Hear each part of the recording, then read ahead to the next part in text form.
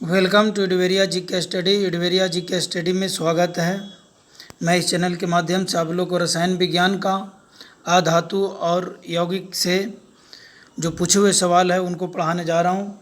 Video पसंद आए तो वीडियो को लाइक करें, चैनल सब्सक्राइब करें, बेल आइकन दबाएं और उन भाइयों तक शेयर करें जो प्रतियोगी परीक्षाओं की तैयारी कर रहे हैं।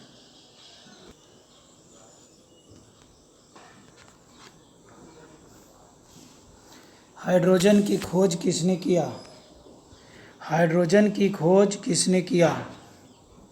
हाइड्रोजन की खोज किसके द्वारा की गई थी? हाइड्रोजन की खोज कैवेंडिश ने किया था। किसने किया था? कैवेंडिश ने। कैवेंडिश ने किया था। कैवेंडिश ने किया था हाइड्रोजन का खोज। कौन सा तत्व सूर्य में सर्वाधिक पाया जाता है? Hydrogen, oxygen, argon, krypton. Hydrogen. सूर्य में सबसे ज़्यादा हाइड्रोजन पाया जाता है। कौन सा तत्व सूर्य में सबसे ज़्यादा पाया जाता है? हाइड्रोजन। कौन सा तत्व ब्रह्मांड में सर्वाधिक मात्रा में उपलब्ध है? ब्रह्मांड में सबसे ज़्यादा उपलब्ध है हाइड्रोजन। कौन सा तत्व ब्रह्मांड में सर्वाधिक मात्रा में उपलब्ध है? हाइड्रोजन। कौन सा तत्व ब्रह्मांड में सर्वाधिक मात्रा में उपलब्ध है? हाइड्रोजन। समांतर निम्न में से किसे भविष्य का ईंधन कहा जाता है? भविष्य का ईंधन किसे कहा जाता है? हाइड्रोजन को भविष्य का ईंधन कहा जाता है। समांतर निम्न में से किसे भविष्य का ईंधन कहा जाता है? हाइड्रोजन को। मीथेन को नहीं, प्राकृतिक गैस को नहीं, इथेनॉल को नहीं। हाइड्रोजन को भविष्य का ईंधन कहा जाता है। वह तत्व जो अम्लों का आवश्यक तात्विक घटक है। वह तत्व जो अम्लों का आवश्यक तात्विक घटक है। हाइड्रोजन। हाइड्रोजन है। हाइड्रोजन। हाइड्रोजन।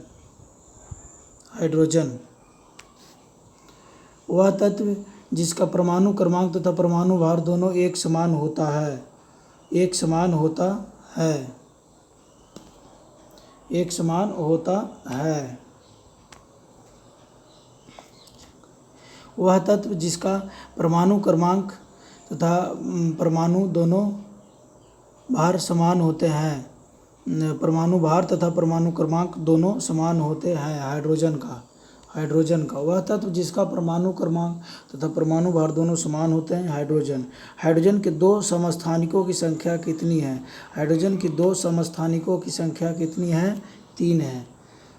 निम्नलिखित में कौन हाइड्रोजन का समस्थानिक नहीं है? निम्नलिखित में कौन हाइड्रोजन का समस्थानिक नहीं है? ओजोन जो है हाइड्रोजन का समस्थानिक नहीं है। ओजोन हाइड्रोजन का समस्थानिक नहीं है। ट्राइटियम किसका समस्थानिक है? ट्राइटियम किसका समस्थानिक है? हाइड्रोजन का। ट्राइटियम किसका समस्थानिक है? हाइड्रोजन का। हाइड्रोजन का।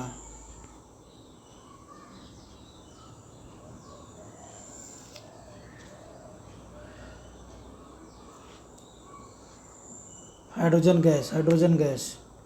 वह रक्त तप्त लोहे के ऊपर भाप गुजारी जाती है तो कौन सी गैस प्राप्त होती है? हाइड्रोजन। वह रक्त तप्त लोहे के ऊपर भाप गुजारी जाती है। रक्त तप्त लोहे। रक्त तप्त लोहे। खूनी लाल रंग लोहे के साथ भाप गुजारी जाए तो कौन सी गैस प्राप्त होती है? Hydrogen gas. Hydrogen gas. वायु को हाइड्रोजन को वायु में जलाने पर प्राप्त होता है। क्या प्राप्त होता है? जल। हाइड्रोजन को वायु पर जलाने पर क्या प्राप्त होता है? जल। जल। वनस्पति घी के निर्माण में कौन सी गैस प्रयुक्त होती है?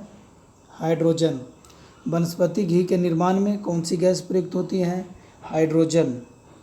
वनस्पति घी के निर्माण में कौन सी गैस प्रयुक्त होती हैं? हाइड्रोजन होती हैं।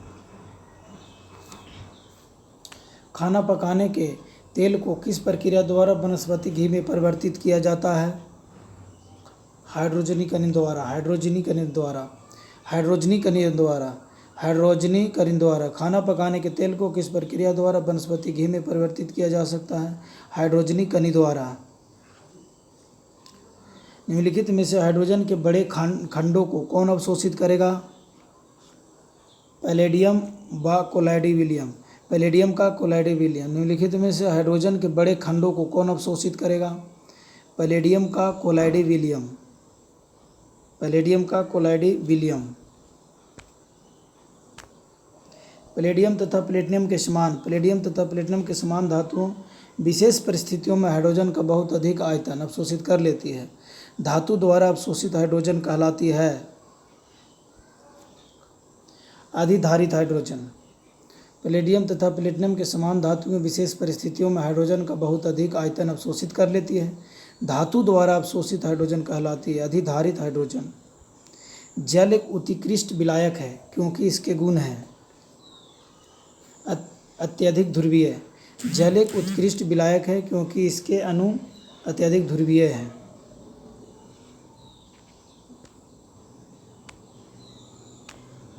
आयतन के अनुपात में जल में हाइड्रोजन व ऑक्सीजन का अनुपात होता है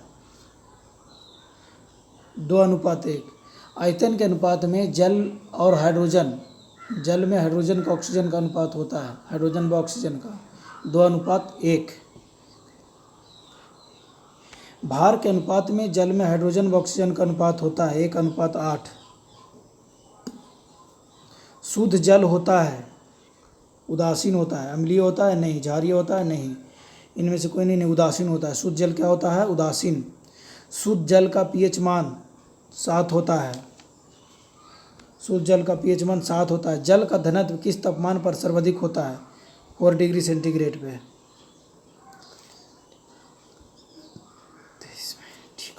4 डिग्री सेंटीग्रेड पे जल का घनत्व सर्वाधिक होता है। 4 डिग्री सेंटीग्रेड पे जल का घनत्व सबसे अधिक होता है। 0 डिग्री सेंटीग्रेड से 100 डिग्री सेंटीग्रेड तक गर्म करने पर पानी का घनत्व क्या होता है? 4 डिग्री से बढ़ता है फिर घटता है। 0 डिग्री से 100 डिग्री तक गर्म करने पर पानी का घनत्व 4 डिग्री तक बढ़ता है फिर घटता है। 4 डिग्री तक बढ़ता है और फिर घटने लगता है। हाइड्रोजन सल्फाइड तथा हाइड्रोजन क्लोराइड की तुलना में जल का उच्च क्वथनांक किसके कारण होता है? हाइड्रोजन अवंधन के कारण होता है। हाइड्रोजन सल्फाइड या हाइड्रोजन क्लोराइड की तुलना में जल का उच्च क्वथनांक किसके कारण होता है? हाइड्रोजन अवंधन के कारण होता है। जल का रासायनिक सूत्र है H2O। जल का रासायनिक सूत्र H2O। 20 में लगभग कितने प्रतिशत भूभाग पर जल है? 71% पर। 71% पर जल है। 71% पर जल है। 71% पर जल है। 71% पर जल है। पानी में नमक मिलाने पर पानी के क्वथनांक और हिमांक बढ़ और घट जाएंगे। पानी में नमक मिलाने पर पानी का क्वथनांक बढ़ जाएगा, हिमांक घट जाएगा। क्रमशः बढ़ और घट जाएंगे। ग्रामीणों क्षेत्रों में जल का कीटाणुनाशन किया जाता है क्लोरीन द्वारा। ग्रामीण क्षेत्रों में जल का कीटाणुनाशन किया जाता है क्लोरीन द्वारा। ग्रामीण क्षेत्रों में जल का कीटाणुनाशन किया जाता है क्लोरीन द्वारा। पोटेशियम परमैंगनेट जल को कीटाणु रहित बना देता है। पोटेशियम परमैंगनेट जल को कीटाणु रहित बना देता है।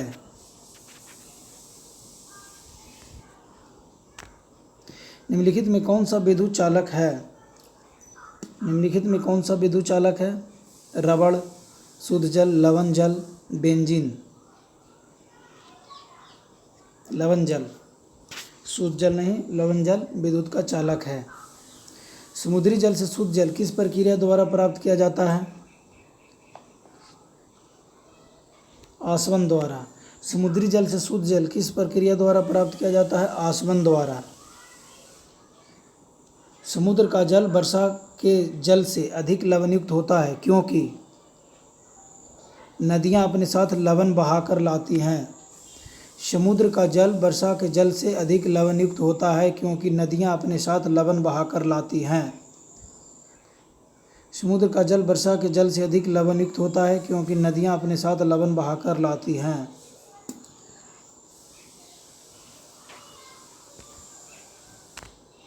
जल की अस्थायी कठोरता किसकी मौजूदगी के कारण होती है?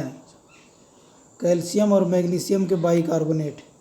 जल की अस्थायी कठोरता किसकी मौजूदगी के कारण होती है? कैल्शियम और मैग्नीशियम के बाइकार्बोनेट के द्वारा। जल की अस्थायी कठोरता किसकी मौजूदगी के कारण होता है? कैल्शियम और मैग्नीशियम के बाइकार्बोनेट। जल में अस्थायी कठोरता किसकी उपस्थिति के कारण होता है? परमानेंट जल खराब कठोर क्यों होता है? सोडियम और पोटेशियम सल्फेट के कारण। सोडियम और पोटेशियम सल्फेट के कारण। केतली में पानी को उबालने पर उसकी आंतरिक परत पर सफ़ेद पदार्थ की एक परत जम जाती है, वो क्या होता है? कैल्शियम क्लोराइड की होती है या क्या होती है? Ca और मैग्नीशियम कार्बोनेट की। Ca और मैग्नीशियम कार्बोनेट्स की होती है। Ca व मैग्नीशियम कार्बोनेट की होती है। एक नाभिकीय रिएक्टर में भारी जल का कार्य होता है न्यूट्रॉन की गति को कम करना। एक नाभिकीय रिएक्टर में भारी जल का क्या कार्य होता है? न्यूट्रॉन की गति को कम करना। एक नाभिकीय रिएक्टर में भारी जल का क्या कार्य होता है? न्यूट्रॉन की गति को कम करना।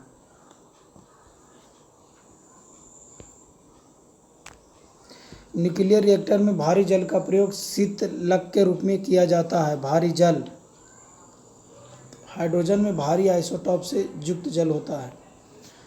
हाइड्रोजन के भारी आइसोटोप से युक्त जल होता है। भारी पानी गुरुजाल का रासायनिक संगठन क्या होता है? D2O।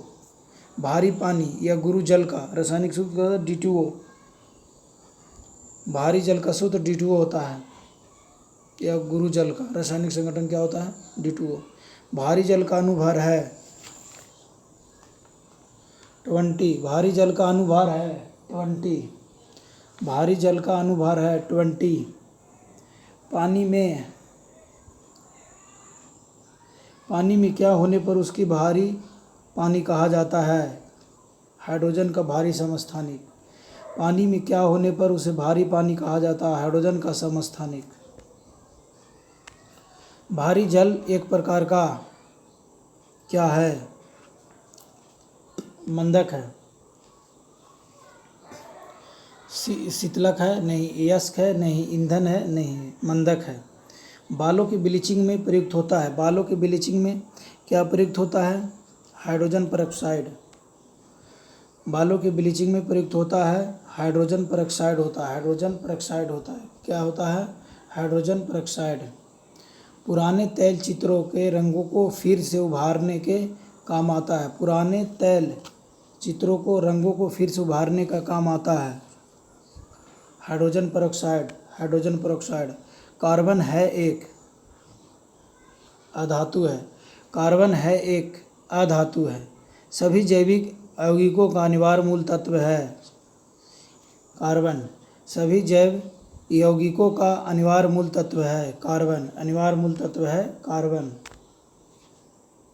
हीरा और ग्रेफाइट किसके अपरूप हैं? कार्बन का। हीरा और ग्रेफाइट किसके अपरूप है? कार्बन का। हीरा और ग्रेफाइट किसके अपरूप है? कार्बन का। निम्नलिखित में से किसमें कार्बन नहीं है? इनमें से कोई नहीं। सारे में कार्बन है। हीरा में कार्बन है, कोयला में कार्बन है, ग्रेफाइट में कार्बन है। इनमें से कोई नहीं। निम्नलिखित में किसमें कार्बन नहीं है? हीरा, कोयला, ग्रेफाइट तीनों में कार्बन है। इनमें से कोई नहीं है जिसमें कार्बन नहीं है।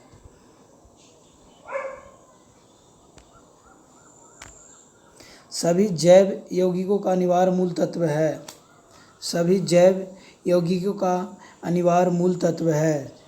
कार्बन। सभी जैव यौगिकों का अनिवार्य मूल तत्व है कार्बन। कार्बन परमाणु में होते हैं 6E6P6N। 6E6P6N EPN होता है। कार्बन परमाणु में होते हैं 6E6P6E। 6 electron, 6 proton, 6 neutron carbon में होते हैं। हाइड्रोजन के साथ सबसे अधिक यौगिक निम्नलिखित में से किस तत्व द्वारा बनाए जाते हैं? कार्बन द्वारा। हाइड्रोजन के सबसे अधिक यौगिक निम्नलिखित में से किस तत्व द्वारा बनाए जाते हैं? कार्बन द्वारा। एक ही रासायनिक तत्व के विभिन्न प्रारूप को कहते हैं क्या कहते हैं? अपरूप कहते हैं। अपरूप कहते हैं। वह गुण जिसके कारण एक ही तत्व कई रूपों में पाया जाता है कहलाता है, क्या कहलाता है? अपरूपता। अपरूपता कहलाता है। क्या कहलाता है? अपरूपता। अपरूपता कहलाता है। वह गुण जिसके कारण एक ही तत्व कई रूपों में पाया जाता है अपरूपता कहलाता है। अपरूपता। अपरूपता कहलाता है। निम्न में से कौन मूल तत्व हैं? हीरा। हीरा मूल तत्व है। रेत मूल तत्व है? नहीं। संगमरमर मूल तत्व है? नहीं। शक्कर मूल तत्व है? नहीं। हीरा। कार्बन का शुद्ध रूप क्या है? हीरा। कार्बन का शुद्ध रूप क्या है? हीरा। कार्बन का शुद्ध रूप हीरा। निम्न में से सबसे सख्त कौन है? हीरा, ग्लास, क्वार्ट्ज, प्लेटिनम। हीरा सबसे सख्त है। निम्न में से सबसे सख्त कौन है? ग्लास है कि क्वार्ट्ज है कि प्लेटिनम है? हीरा सबसे सख्त है। हीरे के संबंध में कैरेट क्या होता है? भार होता है। हीरा के संबंध में कैरेट क्या होता है? भार होता है। निम्नलिखित में कौन सा कार्बन का रूप नहीं है? काजल, हेमाटाइट, ग्रेफाइट, चारकोल। कौन सा नहीं है? हेमाटाइट कार्बन का रूप नहीं है। हेमाटाइट कार्बन का रूप नहीं है। बाकी ग्रेफाइट भी कार्बन का रूप है, चारकोल भी कार्बन का रूप है, काजल भी कार्बन का रूप है। निम्नलिखित में कौन ऊष्मा और विद्युत का सुचालक है? ग्रेफाइट। निम्नलिखित में कौन ऊष्मा और विद्युत का सुचालक है? ग्रेफाइट। निम्नलिखित में से किसको पेंसिलों में प्रयुक्त किया जाता है? ग्रेफाइट। निम्नलिखित में से किसको पेंसिलों में प्रयुक्त किया जाता है? ग्रेफाइट। फास्फोरस नहीं, चारकोल नहीं, गंधक नहीं, ग्रेफाइट। शुष्क सेल की धनात्मक छड़ होती हैं? ग्रेफाइट की। शुष्क सेल की धनात्मक जड़ होती हैं ग्रेफाइट की। निम्नलिखित में कौन सा अच्छा स्नेहक है? ग्रेफाइट चूर्ण। निम्नलिखित में से कौन अच्छा स्नेहक है? ग्रेफाइट चूर्ण। ग्रेफाइट चूर्ण अच्छा अयस्क हैं। न्यूक्लियर रिएक्टर में प्रयोग किए जाने वाले विमंदक हैं? ग्रेफाइट। न्यूक्लियर रिएक्टर में प्रयोग किए जाने वाले विमंदक हैं? ग्रेफाइट हैं। ग्रेफाइट। न्यूक्लियर रिएक्टर में प्रयोग किए जाने वाले विमंदक हैं? ग्रेफाइट। रेडियो कार्बन डेटिंग से किसका निर्माण किया जाता है?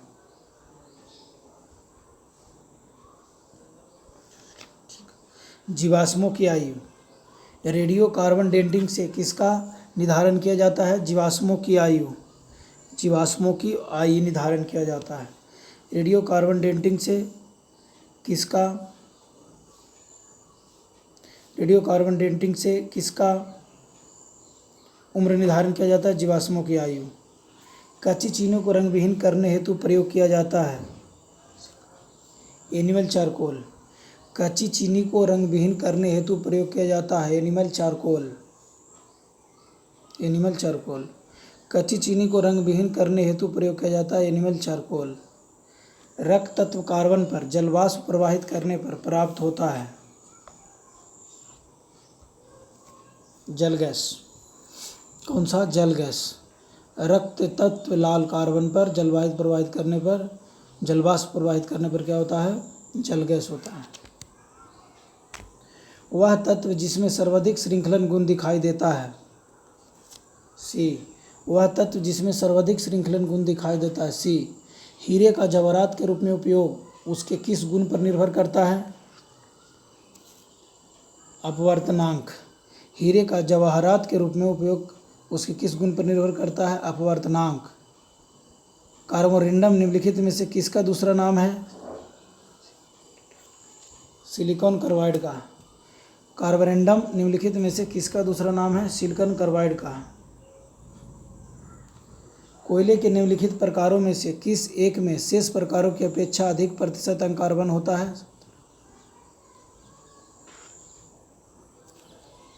एंथ्रासाइट।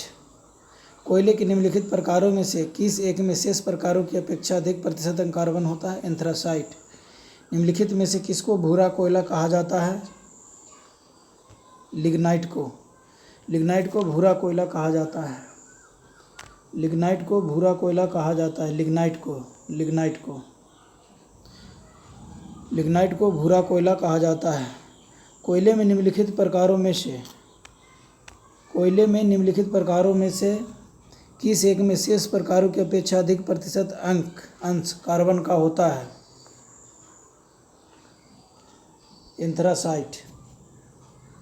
निम्नलिखित में से किसको भूरा कोयला कहा जाता है? लिग्नाइट को। मुलायम कोयला के नाम से जाना जाता है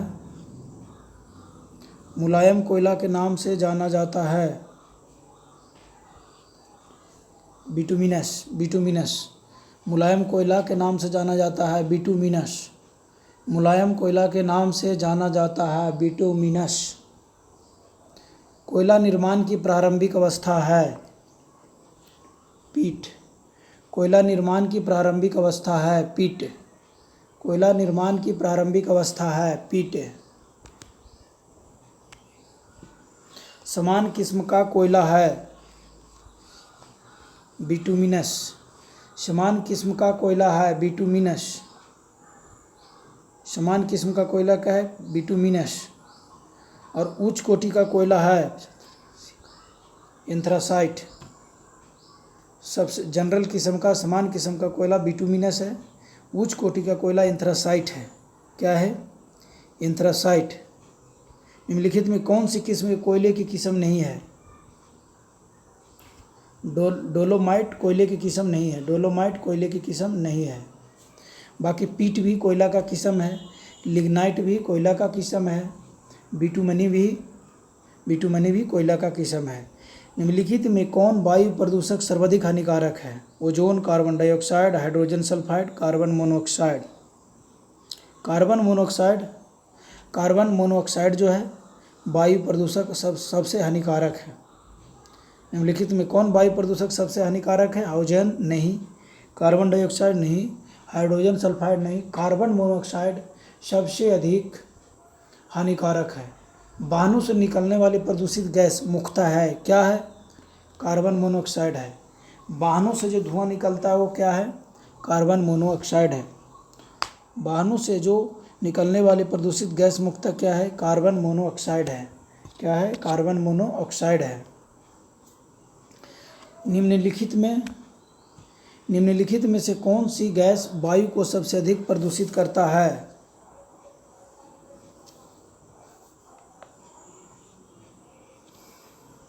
कार्बन मोनोऑक्साइड। निम्नलिखित में से कौन सी गैस वायु को सबसे अधिक प्रदूषित करता है? Carbon monoxide. कार्बन मोनोऑक्साइड विषाक्तता निम्नलिखित में से किसको मुख्यतः प्रभावित करती है? रक्त की ऑक्सीजन को वहन करने की क्षमता को। कार्बन मोनोऑक्साइड विषाक्तता निम्नलिखित में से किसको मुख्यतः प्रभावित करती है? रक्त की ऑक्सीजन को वहन करने की क्षमता को। नीली ज्वाला के साथ जलने वाली गैस है कार्बन मोनोऑक्साइड। नीली ज्वाला के साथ जलने वाली गैस है कार्बन मोनोऑक्साइड। नीली ज्वाला के साथ जलने वाली गैस है कार्बन मोनोऑक्साइड। निम्नलिखित में से कौन सा वायु प्रदूषक ऑक्सीजन की अपेक्षा अधिक शीघ्रता से रक्त के हीमोग्लोबिन में घुल जाता है? Carbon monoxide. निम्नलिखित में कौन सा वायु प्रदूषक ऑक्सीजन की अपेक्षा अधिक शीघ्रता से रक्त में हीमोग्लोबिन में घुल जाता है? Carbon monoxide. वातावरण की वायु में कार्बन डाइऑक्साइड की मात्रा होती है 0.003%। वातावरण की वायु में कार्बन डाइऑक्साइड की मात्रा होती है 0.03%। निम्नलिखित गैसों में से कौन सी प्रकाश संश्लेषण के लिए आवश्यक है? कार्बन डाइऑक्साइड प्रकाश संश्लेषण के लिए आवश्यक है। कार्बन मोनोऑक्साइड नहीं, नाइट्रोजन नहीं, ऑक्सीजन नहीं। निम्नलिखित गैसों में से कौन सी प्रकाश संश्लेषण क्रिया के लिए आवश्यक है? Carbon dioxide. कार्बन डाइऑक्साइड प्रकाश संश्लेषण के लिए आवश्यक है। मुख्य विधि जिसके द्वारा वातावरण में CO2 गैस कम होती है वह है प्रकाश संश्लेषण।